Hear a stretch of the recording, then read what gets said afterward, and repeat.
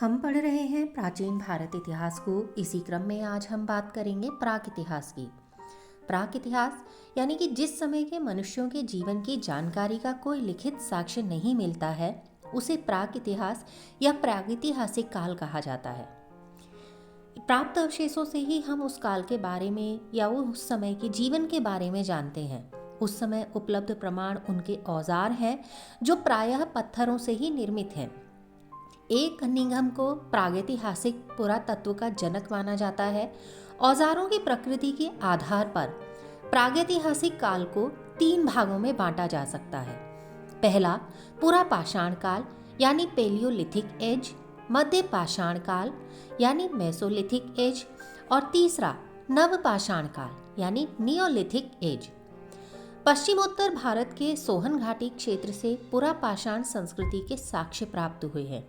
यहाँ स्थित चौंतरा नामक स्थान से हस्त कुठार तथा शल्क पाए गए हैं। होमोसेपियंस यानी कि ज्ञानी मानव जिसे कहा जाता है, इसका आविर्भाव 30-40 हजार वर्ष पूर्व माना जाता है और उस समय मनुष्य जंगलों में निवास करता था। नर्मदा घाटी के नरसिंहपुर, महाराष्ट्र के नेवासा, आंध्र प्रदेश के गिद्धलूर और करीमपुरी के तथा तमिलनाडु के वादमदुराई, अतिरम्पक्कम आदि स्थानों से भी पुरा पाषाणकालीन अवशेष मिले हैं। मध्य पाषाण काल। मध्य पाषाण काल में क्वार्टजाइट के औजार और हथियार क्वार्टजाइट से ही बनाए जाते थे। पश्चिम बंगाल के वीरभानपुर, गुजरात के लंघनाज, मध्य प्रदेश के आदमगढ़ तथा राजस्थान के बागौर से मध्य पाषाणकालीन अवशेष प्राप्त हुए हैं। प्रतापगढ़ जो कि उत्तर प्रदेश में स्थित है, प्रतापगढ़ में स्थित सराय नाहर राय, महादरा तथा दमदमा भारत के सबसे पुराने ज्ञात मध्य पाषाणकालीन स्थान हैं। आदमगढ़ की गुफाओं से गुफा चित्रकारी का प्रमाण मिलता है, जिसमें आखेट यानी शिकार करते हुए नृत्य तथा युद्ध गतिविधियों को चित्रित किया गया है। नवपाषाण काल में पहिए का आविष्कार हुआ। इस समय की प्रमुख विशेषता खाद्य उत्पादन, पशुओं के उपयोग की जानकारी तथा स्थिर ग्राम्य जीवन का विकास था। यानी कि लोग एक स्थायी जीवन जीने लगे थे, जहां वे पशुपालन भी करते थे और अन्य जानकारियों के साथ एक ग्राम का निर्माण करते थे और वहां पर ही वे रहते थे। मेहरगढ़। मेहरगढ़ पाकिस्तान के बलूचिस्तान प्रांत में स्थित है।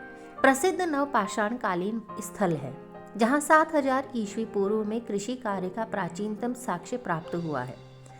यहाँ से गेहूं तथा जौ की खेती के प्रमाण मिले हैं। 3री सहस्त्राब्दी ईस्वी पूर्व में कश्मीर में एक समृद्ध नवपाषाणकालीन स्थित बुर्जहोम और गुफल कराल का पता चला है। बुर्जहोम के स्तंभ गर्त तथा गर्त ग्रह का साक्ष्य मिला है।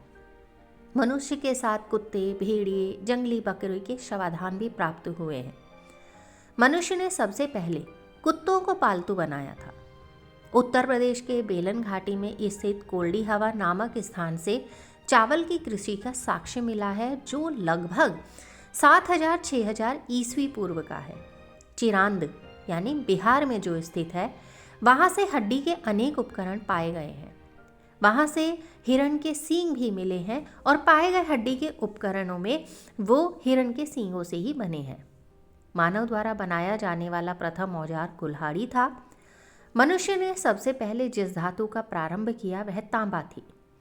तांबे से जिस युग में औजार अथवा हथियार बनाए जाने लगे, उस युग को एक नाम दिया गया और उसे कहा गया ताम्र पाषाण काल।